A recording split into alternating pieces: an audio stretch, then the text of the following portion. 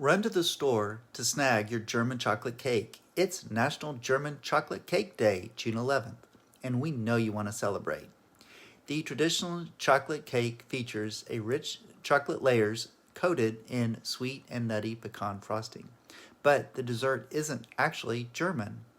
German chocolate cake was named after English-American named Sam German, creator of a specific baking chocolate at the Baker's Chocolate Company. Sam German first created his distinct variety of dark baking chocolate in 1852. German chocolate wasn't actually born until around a century later in 1957. In Dallas, Texas, a housewife, Mrs. George Clay, sent in her cake recipe in the feature as Recipe of the Day for the Dallas Morning News. She called it German's chocolate cake after the baking chocolate she used. What's your favorite chocolate cake? This is Tim Lockhart with Keller Williams Realty. DM me with any real estate questions you have.